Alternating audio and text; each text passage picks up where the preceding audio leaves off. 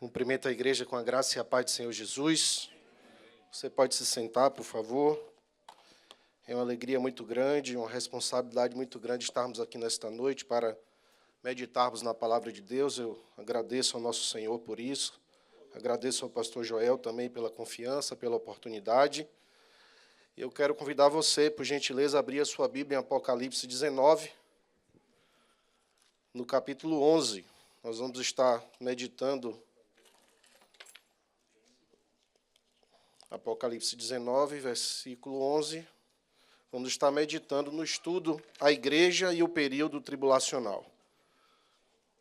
Amém? Diz assim: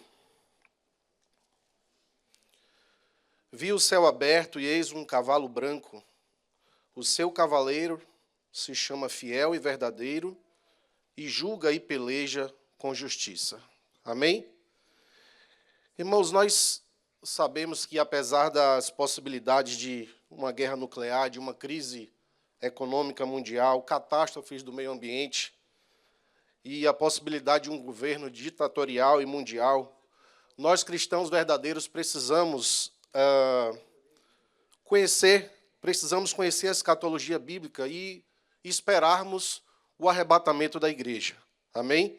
O fato de nós focarmos no arrebatamento da igreja não deve nos fazer deixar de prestar atenção no sinal dos fins dos tempos, nem também aprender o que vai acontecer depois do arrebatamento. Porque o sinal dos fins dos tempos sinalizam para a vinda de Jesus e nos devem fazer alertas e vigilantes, tanto como igreja, como também pela importância de pregarmos o evangelho para os perdidos. Conhecer as coisas que vão acontecer após o arrebatamento é importante também para que redobremos a nossa vigilância e também possamos ensinar aqueles que não sabem disso, também para que sirva de sinal de alerta para eles e para nós. Lembrando que já foi falado na semana passada, o que é escatologia? Escatologia é o estudo sistemático dos eventos que ocorrerão nos últimos dias, também conhecido como a doutrina das últimas coisas. É interessante, irmãos, porque o estudo dos eventos escatológicos não somente enriquece o nosso conhecimento bíblico, mas fortalece ou deve fortalecer a nossa esperança e a nossa vigilância, nos tornando aptos não somente para praticarmos essas verdades, mas também para ensinarmos, para que nós não vivamos alheios a ela. Isso é muito importante. Quantos de nós, falo de mim, não falo de você, mas vamos falar de uma forma geral, dentro e fora da igreja, quantos verdadeiramente têm vivido a realidade da volta de Jesus? Saber que Jesus está voltando tem influenciado as nossas decisões, as nossas escolhas, as nossas atitudes, tem feito diferença na nossa vida de verdade, porque o mundo lá fora a gente já sabe que vive alheio a isso. Mas e nós? Então, o estudo da escatologia vem também como uma forma de despertar a mim e a você, que muitas vezes podemos estar aí na correria da vida esquecendo que Jesus está às portas.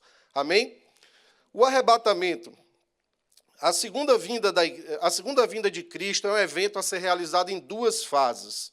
A primeira fase é o arrebatamento da igreja antes da tribulação, e a segunda fase já é no final da grande tribulação, quando Jesus voltará em glória junto com a sua igreja para poder destruir ou vencer o anticristo. Eu vou ler aqui para vocês, 1 Tessalonicenses, capítulo 4, versículos 16 a 17, que dizem assim: Porque dada a ordem com a voz do arcanjo e o ressoar da trombeta de Deus, o próprio Senhor descerá dos céus, e os mortos em Cristo ressuscitarão primeiro. Depois nós, os que estivermos vivos, seremos arrebatados com eles nas nuvens, para o encontro com o Senhor nos ares. Assim estaremos com o Senhor para sempre. Então, esse texto aqui faz referência da vinda de Jesus para buscar a sua igreja. Aqueles que estão mortos ressuscitarão primeiro, os que estiverem vivos serão transformados e todos juntos serão arrebatados para encontrar Jesus nos ares. E Apocalipse 1:7 faz referência à segunda fase da segunda vinda de Jesus, ou da volta de Jesus. Eis que vem com as nuvens, e todo olho verá, até os mesmos que os transpassaram, e todas as tribos da terra se lamentarão sobre eles, sim, amém. Então, irmãos, nessa vinda gloriosa, na segunda fase da vinda de Jesus, ele retornará com a sua igreja, com os seus santos que foram arrebatados na terra naquele primeiro momento, naquela primeira fase. Para esclarecer um pouco melhor, o estudo divide aqui a diferença entre as duas fases da volta de Cristo. A primeira fase virá só até as nuvens, virá com grande rapidez, somente os crentes o verão, virá para a igreja, virá antes do anticristo, virá para a noiva, virá antes da grande tribulação. Tem aí as referências bíblicas que você pode estudar. A segunda etapa, Jesus pisará no Monte das Oliveiras, virá lentamente, todos o verão, virá com a igreja, virá para liquidá-lo. Liquidar quem? O homem da iniquidade, que é o anticristo. Virá com a esposa e virá para acabar com a grande tribulação. Quando que Jesus virá? Mateus 24, 36 diz: quanto ao dia e a hora, ninguém sabe, nem os anjos dos céus, nem o Filho, senão o Pai. É claro que essa menção aqui faz menção do Filho como homem. Jesus agora na eternidade, como ele é Deus, ele sabe também o dia que ele voltará para buscar a sua igreja. Em Mateus 24, 37 a 39, diz assim: como foi nos dias de Noé, assim será também na vinda do Filho do Homem. Por que esse alerta é importante? Porque a Bíblia faz essa menção, Jesus faz essa alusão àquele momento em quando as pessoas, resumidamente, em outras palavras, estavam cuidando dos seus interesses, vivendo as suas vidas normalmente, não necessariamente de forma pecaminosa, que desde que a gente case da forma certa, que negocie da forma certa, está tudo bem, mas, seja certo ou errado, as pessoas estavam alheias a algo que iria acontecer. É exatamente o que nós estamos vivendo no tempo de hoje. Muitas pessoas ignoram, até blasfemam, fazem chacotas com a possibilidade da volta de Jesus. E nós precisamos, como igreja, estarmos preparados e também sermos instrumentos para preparar as pessoas em nome de Jesus. A Bíblia fala que a volta de Jesus será num átomo. O que é que significa isso? Significa que será uma fração de segundo, ou numa fração de segundo, todos os crentes vivos da terra serão daqui tirados de repente, sem nenhum aviso. Somente os ímpios continuarão povoando a terra. Como já foi mencionado aqui no versículo, a Bíblia fala que os mortos ressuscitarão primeiro. O arrebatamento da igreja será precedido pelo soar no céu do brado de Jesus, a voz do arcanjo de Deus. Será o suave soar dessa orquestra celeste que propiciará a ressurreição dos mortos em Cristo. Dessa ressurreição farão parte todos os crentes. Olha que detalhe interessante. Todos os crentes, desde os tempos passados até o último a morrer antes do arrebatamento. Nós vamos ver aqui, irmãos, que aqui nesse momento não inclui os incrédulos que morreram. Aqui está se falando daqueles que morreram em Cristo. Amém? Então, uma vez que todos quantos dormem em Cristo estão no paraíso, é de se compreender que as suas almas, por ordem expressa de nosso Senhor, descerão aos seus sepulcros, onde os seus corpos jazem desintegrados em pó, daí ressurgindo num corpo glorioso e glorificado. Amém? A Bíblia também fala que os corpos serão transformados e então serão arrebatados. O apóstolo Paulo fala em 1 Coríntios 15, versículos 51 em diante: eis que eu digo um mistério. Nem todos dormiremos, mas todos seremos transformados em um momento, em um abrir e fechar de olhos ao som da última trombeta. Pois a trombeta soará, os mortos ressuscitarão incorruptíveis e nós seremos transformados. Pois é necessário que o que é corruptível se revista de incorruptibilidade e o que é mortal se revista de imortalidade. Quando, porém, o que é corruptível se revestir de incorruptibilidade e o que é mortal de imortalidade, então se cumprirá a palavra que está escrita: a morte foi tragada pela vitória. Amém? Então, conclui-se pelas Escrituras que existirão crentes vivos na terra por ocasião do arrebatamento da igreja. Quem sabe somos nós. Quem sabe estamos nessa fase, será maravilhoso. Os santos vivos que guardam a Cristo serão transformados à semelhança do corpo de Cristo, repentinamente no abrir e fechar de olhos, no momento do arrebatamento. Os vivos transformados, juntamente com os santos que foram ressuscitados, formarão uma mesma greia, ou seja, uma mesma congregação, um mesmo grupo, um mesmo rebanho, e se encontrarão com Jesus nos ares, e assim estaremos sempre com o Senhor. Amém? Após o arrebatamento, os santos irão para o tribunal de Cristo, O que é o tribunal de Cristo? O tribunal de Cristo não é para julgar quem é salvo ou quem não é salvo.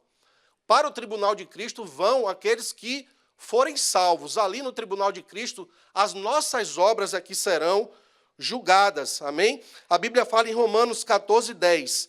Todos devemos comparecer ante o tribunal de Cristo para que cada um receba segundo o que tiver feito por meio do corpo, ou bem ou mal. Quando será realizado o tribunal de Cristo?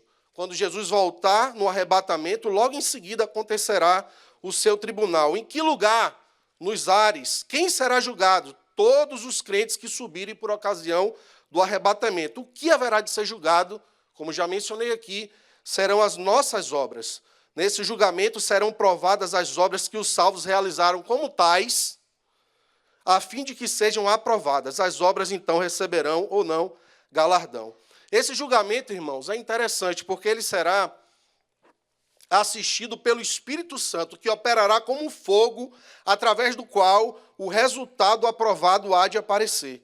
Em outras palavras, as obras dos salvos aparecerão na forma de diferentes materiais, utilizados pelo Espírito Santo para mostrar a maneira que o Senhor vê as nossas obras. Ou seja, o valor perante Deus está relacionado com fidelidade, obediência, amor, abnegação, humildade e outras coisas mais com que as nossas obras são feitas. E a Bíblia vai nos ensinar aqui pelo menos 6 tipos de materiais que vão simbolizar as nossas obras.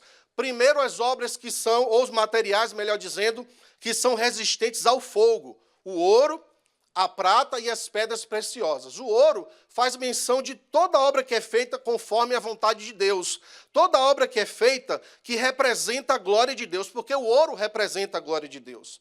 A prata, ela por representar o comércio e a redenção, são as obras que nós fazemos em relação às almas dos pecadores. Simboliza a redenção de Cristo. São obras feitas pela fé em Cristo e não através da força natural do homem. Ela representa o espírito de conciliação que tanto caracterizou Jesus. As pedras preciosas, elas simbolizam o Espírito Santo, dado pelo Senhor como adorno à sua noiva. Representam os dons e o fruto do Espírito Santo e tudo que fizemos com os dons e o fruto do Espírito. Ou seja, são obras feitas pelo poder do Espírito Santo. Então aqui nós vemos o ouro, a prata e as pedras preciosas, que representam as obras de Deus, as obras que são feitas em nome de Jesus e as obras que são feitas pelo poder e pela direção do Espírito Santo. Essas obras resistem ao fogo. Essas obras permanecem, essas obras dão frutos para a eternidade. Essas obras são dignas de galardão. Amém?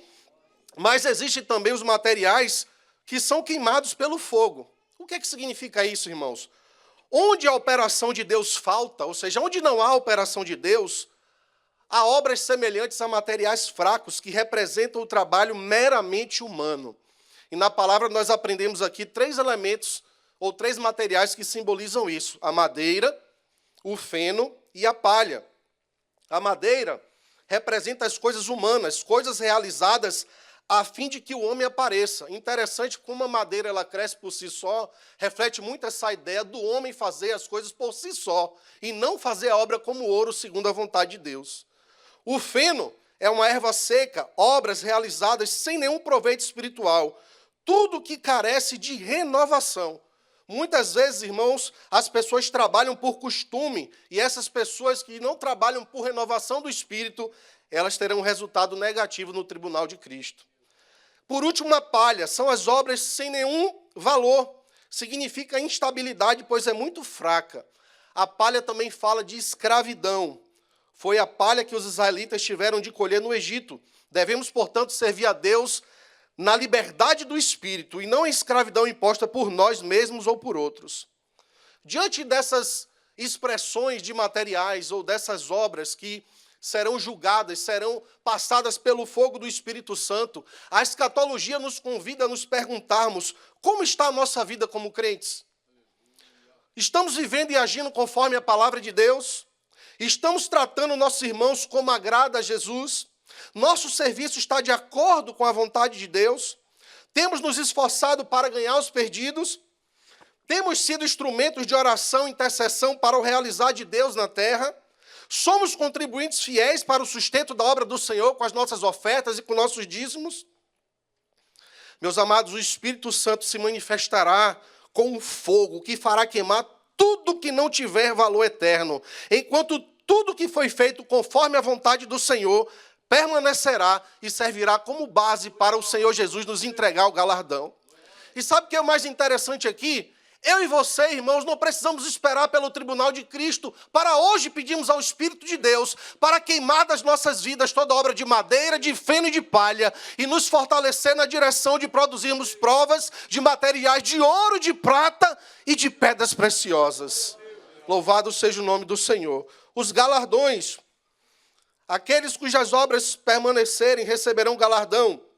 O estudo menciona a coroa da vida,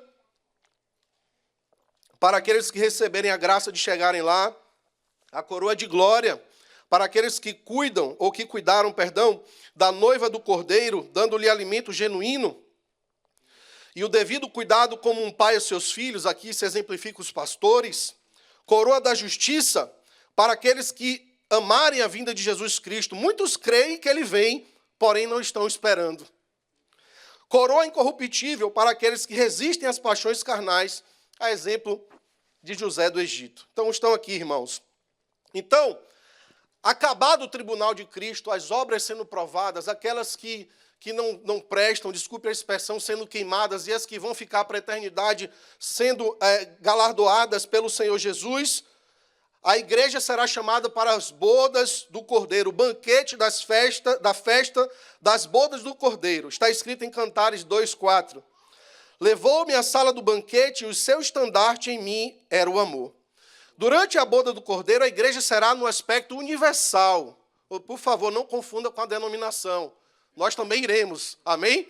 Então, o que eu quero dizer aqui é que todos nós estaremos juntos como uma só igreja. Os crentes do Antigo Testamento, do Novo Testamento, todos estaremos juntos, crentes do Oriente, do Ocidente, todos tomarão assento à mesa. E o que é mais lindo nisso aqui é que é o próprio Jesus quem vai nos servir. Ele não mudou a sua palavra quando ele disse que ele veio para servir. Ele continuará nos servindo, apesar dele ser o Rei dos Reis, o Senhor dos Senhores. É ele que vai nos servir em amor, em até lá nos dando um exemplo para que nós vivamos aqui enquanto podemos. Depois, irmãos, das bodas do Cordeiro, ou melhor dizendo, depois não, ao mesmo tempo em que estiver acontecendo as bodas do Cordeiro no céu, que o céu estiver em festa, que o céu estiver em alegria, que nós estivermos ali celebrando, aqui na terra estará acontecendo o período tribulacional. Está escrito em Mateus 24, 21 a 22, porque haverá grande tribulação como nunca houve desde o princípio do mundo até agora, nem jamais haverá. Se aqueles dias não fossem abreviados, ninguém sobreviveria, mas por causa dos eleitos, aqueles dias serão abreviados. Então, meus irmãos, como eu disse, ao mesmo tempo em que no céu estará havendo festa, aqui na terra haverá uma grande tribulação sem precedentes na história. O anticristo assumirá o poder e assinará um pacto de paz com Israel por 7 anos. E esse período de 7 anos é conhecido como a grande tribulação. Durante esse período haverá guerras terríveis, fomes, pragas, desastres naturais. Deus derramará sua ira contra o pecado, contra o mal e contra a iniquidade. É aqui nesse período da tribulação, ou da grande tribulação, que terá lugar os 4 cavaleiros do Apocalipse, os 7 selos, as 7 trombetas e as 7 taças, que nós vamos mencionar com muita brevidade, porque o tempo é muito curto. Quando se passar, irmãos, 3 anos e meio, cerca da metade desses 7 anos da grande tribulação, o anticristo vai romper o seu pacto com Israel. Israel havia feito um pacto com o anticristo, acreditando, porque aquele tempo era um tempo de paz, começará com um tempo de paz, achando que estava tudo bem. Mas quando o anticristo se levanta, manifestando ou determinando que ele seja adorado, exigindo adoração a ele mesmo, Israel se recusa a prestar essa adoração. E aí esse pacto é rompido e uma grande perseguição começa contra o povo de Israel. Os santos perseguidos pela besta, que estão referidos, se você quiser grifar aí no seu estudo, em Daniel 7, 21 a 25 e Apocalipse 3, 7, são em primeiro plano os judeus e secundariamente os gentios crentes, os quais sofrerão martírio por causa do nome de Jesus, por se negarem o sinal da besta. Então, o anticristo causará abominação e desolação, e levantará uma imagem de si mesmo para ser adorado no templo. Essa segunda metade, irmãos, do período tribulacional também é conhecida como angústia de Jacó, porque o povo de Israel sofrerá grande perseguição por conta desse rompimento do pacto. Falando um pouco sobre o anticristo ele será um homem comum, nascido de mulher, que se levantará dentre as nações. Ele terá apoio de grande parte, ou uma parte dos governantes da época. A Bíblia nos ensina que ele será apoiado por 10 reinos, e ele terá um reino muito poderoso, exercerá domínio sobre todos os povos, com a proposta, olha só, de restabelecer a ordem em meio à desordem e à confusão causada no mundo por causa do desaparecimento de milhões de pessoas decorrente do arrebatamento da igreja. Amém? Já imaginou o que vai acontecer nessa terra quando as pessoas olharem para um lado e para o outro e não nos acharem mais? Irmãos, o anticristo será um homem de carne e osso, personificando o diabo, porém apresentando-se como se fosse Deus. Ele será um personagem detentor de uma habilidade e capacidade de operar o mal até então desconhecidas. A sua capacidade de operar o mal e afligir as pessoas só pode ser comparada à maldade do próprio diabo, seu mentor espiritual. Por que ele é chamado de anticristo? Ele se opõe a Cristo no sentido de lhe resistir e lhe hostilizar, mas também é chamado assim por quê? Porque ele é um falso salvador, tentando imitar Cristo, que é o nosso verdadeiro salvador. Amém? De acordo com a narrativa de Daniel, bem resumidamente, irmãos, depois você estuda, o anticristo fará segundo a sua vontade, se levantará e se engrandecerá sobre todos os deuses, se levantará e se engrandecerá contra o Deus dos deuses, falará coisas incríveis, ele será um bom orador, será próspero, o seu governo gozará de uma prosperidade repentina, prosperidade que se transformará num verdadeiro caos com a manifestação de Cristo em glória. Então, o anticristo, meus irmãos, ele é a besta que subiu do mar, que está escrito lá em Apocalipse 13, dos versículos de 1 a 10. Tanto o anticristo como o seu profeta, que é o chamado falso profeta, no capítulo 13 de Apocalipse, são representados por duas bestas. O anticristo é a besta que sai do mar e o falso profeta é a besta que sai da terra. O versículo 1 fala de uma besta, e a tradução usada aqui indica selvagem, o que significa um caráter bestial, animalesco desse miserável ser. E no versículo 5 fala, foi-lhe dada uma boca que a besta terá inigualável habilidade de influenciar e manipular as massas, a ação com seus discursos inflamados.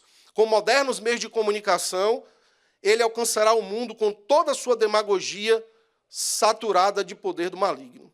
Então, irmãos, o domínio da besta vai ser caracterizado pelos princípios que dominaram ou regeram a Babilônia, a Pérsia, a Grécia e o Império Romano. A Bíblia fala no versículo 2 do capítulo 13, deu-lhe o dragão o seu poder. Aqui se fala da triunidade satânica, onde esse dragão representa Satanás, onde o anticristo é um outro membro dessa triunidade e o falso profeta, o terceiro membro. Nada mais é de uma tentativa de imitar a nossa trindade santa, a trindade que nós cremos. É o Satanás tentando imitar Deus, o anticristo tentando imitar Jesus e o falso profeta, tentando fazer o papel do Espírito Santo. A Bíblia diz 3 coisas sobre a besta: o seu nome, seu número e sua marca. No momento, só o seu número é revelado, que é o 666. A pessoa e o nome só serão revelados após o arrebatamento da igreja. O número 6, repetido 3 vezes, fala da suprema exaltação do homem, cujo número da numerologia bíblica é o 6. Aqui podemos fazer uma alusão ao mesmo procedimento que Lúcifer teve de tentar ser igual a Deus, de se colocar no lugar de Deus. Aqui também, nesse caso, o 666 vai representar uma exaltação do homem em detrimento da pessoa de Deus. O falso profeta. O falso profeta é o principal associado do anticristo durante a grande tribulação. É identificado pelo apóstolo João nas seguintes palavras: vi ainda outra besta emergir da terra, possui 2 chifres parecendo cordeiro, mas falava como dragão. Ele será uma espécie de ministro de cultos do governo do anticristo enquanto durar a grande tribulação. Ele vai promover um grande, entre aspas, avivamento religioso, juntando todas as seitas e crédulos religiosos existentes na Terra, formando uma super igreja mundial. Olha só, uma pausa aqui, licença. Essas coisas que estão previstas e nós cremos que vão acontecer na grande tribulação, já existem ensaios dela nos tempos de hoje e nos tempos passados. Essa unidade aqui de religião tem muito a ver com o ecumenismo, que tenta nos unir como uma só religião cristã. Assim também com a questão das guerras e das fomes que já tem acontecido. As nações, elas já têm, hoje, irmãos, elas já têm, as potências já têm uma qualidade, vamos dizer assim, de armas que são capazes de destruir a população em massa, destruir o planeta. Então, as coisas já têm sido preparadas. É por isso que nós precisamos estar atentos a isso, ou atentos a isso. Então, ele operará, o falso profeta, grandes sinais, de maneira que até fogo do céu fará descer da terra diante dos homens. É claro que esses prodígios são prodígios operados segundo a eficácia de Satanás, prodígios mentirosos. As duas testemunhas que a Bíblia menciona em Apocalipse serão 2 homens cheios de Deus, que ministrarão na terra na primeira metade da grande tribulação. Apocalipse 11:3 fala: darei poder a 2 testemunhas e profetizarão por 1.260 dias, que corresponde justamente a 3 anos e meio. O ministério das 2 testemunhas será exercido possivelmente às nações e a Israel, com o fim de converter os 144 mil judeus para Deus. E a partir daí, esses judeus também pregarão o evangelho na terra. Eles farão o quê? Um papel de substituir a igreja na pregação de Jesus Cristo. Você pode confirmar isso ou pode estudar isso em Isaías 66:19, que vai falar: eles proclamarão a minha glória entre as nações. Depois você pode ler com mais tranquilidade o texto todo. As 2 testemunhas dirigindo-se à nação e a Israel representam a resposta dos céus aos prodígios do anticristo, que atingiu o apogeu de sua força, orgulho e crueldade. Então elas vão testemunhar, as 2 testemunhas, esses 1.260 dias, que é o tempo correspondente que as nações pisarão Jerusalém. Quais são os sinais, ou alguns sinais que esses profetas farão? Sair fogo de suas bocas. Como Elias, eles terão poder para fechar o céu, poder para transformar as águas em sangue, poder para ferir a terra. Eles vão terminar o seu testemunho, o anticristo os vencerá e os matará. Isso causará alegria mundial, porque eles serão acusados de causar distúrbio em nome de Deus. Mas louvado seja o nome do Senhor, porque depois de 3 dias e meio, eles ressuscitarão pelo poder de Deus. Amém? Quem são os 144 mil selados que a Bíblia fala em Apocalipse 7 e Apocalipse 14? É um grupo de judeus salvos, provavelmente por esta pregação das 2 testemunhas, durante a grande tribulação, para, como eu disse aqui, testemunharem de Cristo em lugar da igreja. No capítulo 7 de Apocalipse, esse grupo ainda vai estar na terra. Está lá assim, você lê depois do 1 ao 8, capítulo 7, mas o trecho que eu vou ler aqui para você é: então ouvi o número dos que foram selados, 144 mil de todas as tribos de Israel.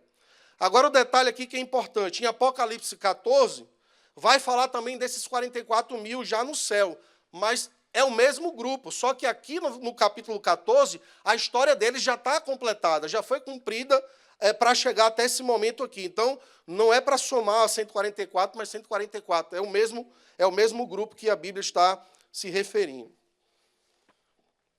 Então, seguindo aqui, as séries de juízos da grande tribulação. A Bíblia fala dos 7 selos. No capítulo 6 do livro de Apocalipse, o Cordeiro abre os primeiros 6 selos. O primeiro selo: um cavalo branco, o que estava sentado sobre ele tinha um arco e foi-lhe dado uma coroa e saiu vitorioso para vencer. É o período de falsa paz sobre a terra. Depois o segundo selo, um cavalo vermelho, o que estava assentado sobre ele foi dado que tirasse paz da terra, que fala do sangue que será derramado naquele dia. O terceiro selo, um cavalo preto, o que estava sentado tinha uma balança na mão. Isso fala da fome que será naquele dia, da tremenda fome. O quarto selo, estou falando dos juízos que Deus vai operar no período da grande tribulação. O quarto selo, um cavalo amarelo, que estava sentado sobre ele e tinha por nome Morte. Isso fala do índice de mortes que será assustador naquele dia.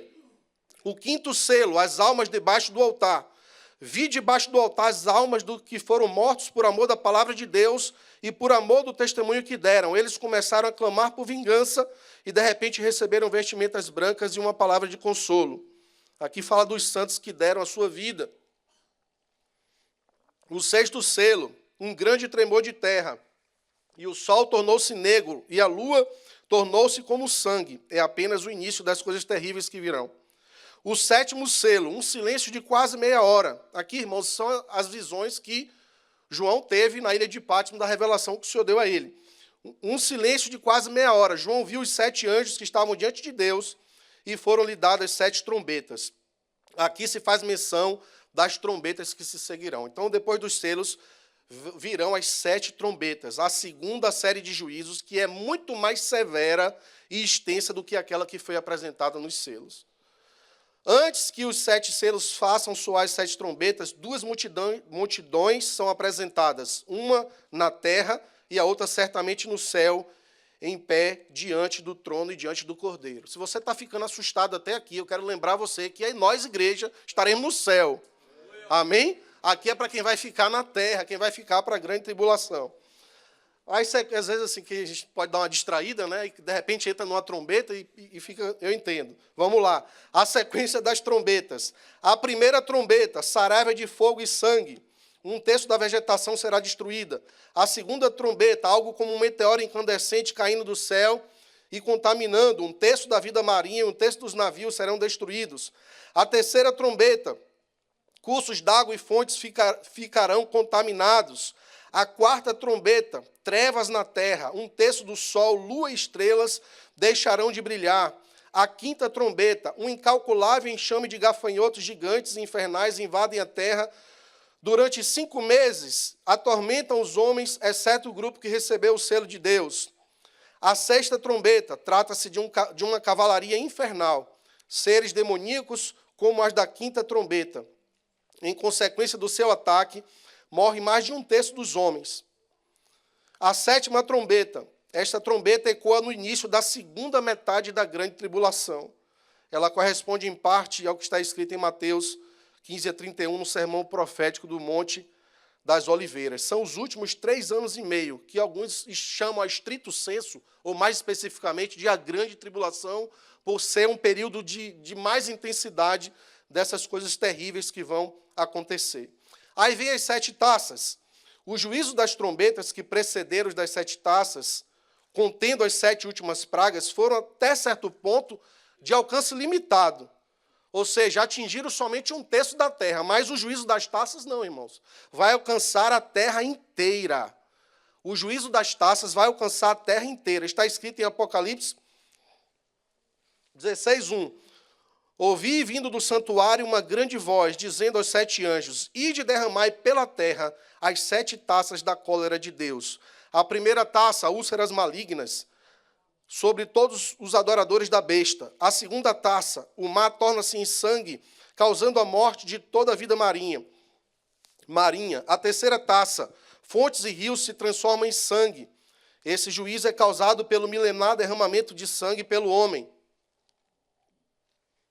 O anjo que executou esta praga é o que tem autoridade sobre a água.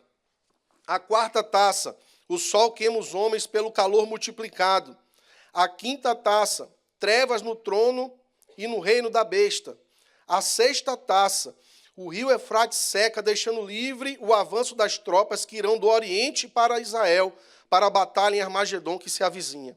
A sétima taça, então derramou o 7º anjo a sua taça pelo ar. Talvez aqui, irmãos, para completar a ação do arcanjo Miguel executada em Apocalipse 12, 7 e 8. Satanás ocupa atualmente a posição de príncipe da potestade do ar, atualmente hoje. Então a 7ª taça será derramada no ar. O anjo concluiu o seu brado dizendo, feito está, o mesmo que dizer está consumado. E aqui é o fim dos juízos terrenos sobre os ímpios. E ao fim, irmãos, ou no final da tribulação, que nós narramos aqui bem panoramicamente, o anticristo vai iniciar um ataque final sobre Jerusalém, que culminará na batalha do Armagedon, ou a batalha em Armagedon. O que é que significa isso? O que é o Armagedon? O anticristo, irmãos, ele reunirá todos os exércitos da terra para a batalha em Armagedon. A palavra Armagedon significa monte de Megido. Nesse amplo e espaçoso lugar, os exércitos do anticristo vão se reunir para tentar dali partir para destruir Israel e destruir Jerusalém. Esse vale foi um vale que já houve muitas batalhas ao longo dos tempos. Você vai encontrar aí nos seus estudos, no seu estudo, alguns exemplos dessas batalhas.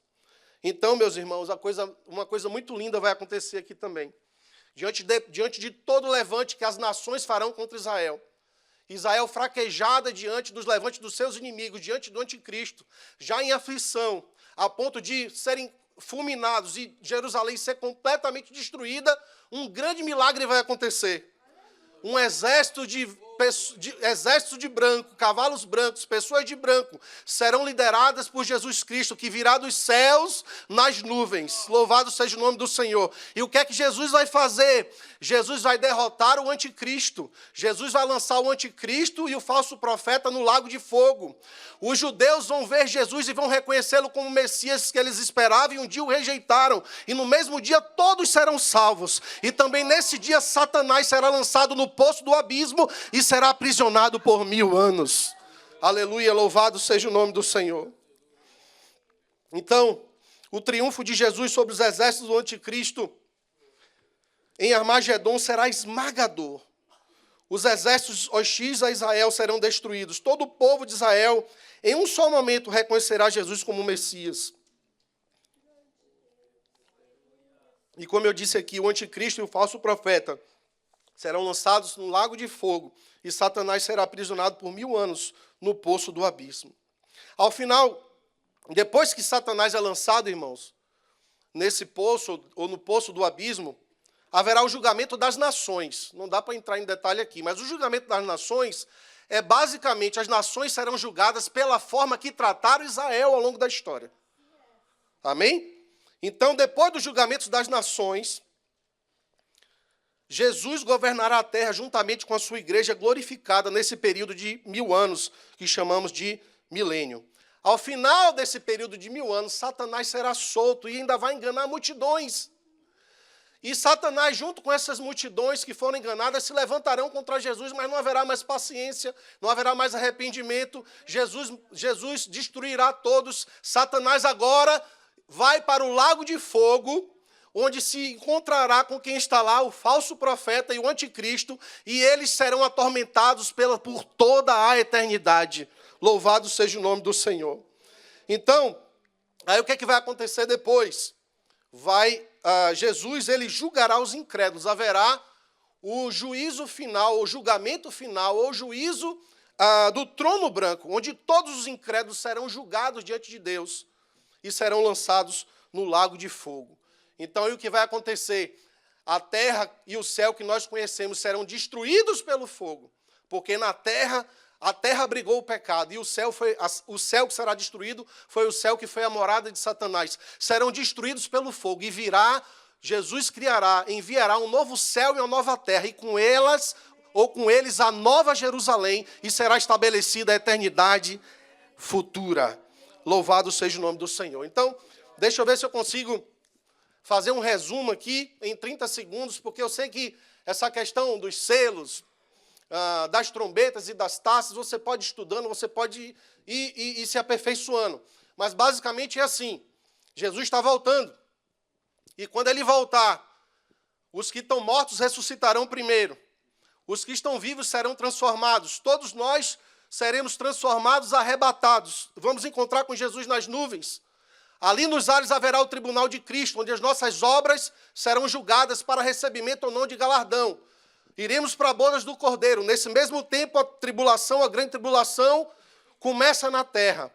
E aí, passa-se toda a tribulação, ou a grande tribulação, a primeira metade, a segunda metade. No final da grande tribulação, quando Israel está para ser destruído, Jerusalém ser destruída, Jesus volta, agora à vista de todos, não só dos crentes, destrói o anticristo, destrói o falso profeta, destrói o seu exército, lança o anticristo e o falso profeta no lago de fogo, Israel, os judeus reconhecem Jesus como Messias, são salvos, Satanás é colocado no poço do abismo para ser aprisionado por 1000 anos. Há o julgamento das nações. Depois do julgamento das nações, vence o milênio em que Jesus governará a terra com a sua igreja glorificada. E será um tempo maravilhoso. No final desse milênio, Satanás será solto, se rebelará, enganará uma multidão, mas será destruído de novo, será derrotado de novo, e aí definitivamente lançado no lago de fogo para estar ali com o falso profeta e o anticristo, que é a besta, para serem atormentados pela eternidade. Haverá então agora o tribunal, o julgamento do trono branco, ou o juízo final, onde os incrédulos de todos os tempos, serão julgados diante de Deus e lançados no lago de fogo. Ou seja, as pessoas que estão morrendo agora, ou que morreram no passado, elas não vão se ressuscitar no nosso arrebatamento. Elas só vão ressuscitar para o tribunal final, o juízo final, para o juízo do trono branco lá no final. Serão julgadas, lançadas no lago de fogo, a terra e o céu serão destruídas por fogo, um novo céu e uma nova terra serão constituídos, a nova Jerusalém virá. Não haverá dor, não haverá pecado, não haverá tristeza, não haverá solidão, e nós vamos viver em eternidade com Jesus Cristo. Louvado seja o nome do Senhor. Obrigado, pastor.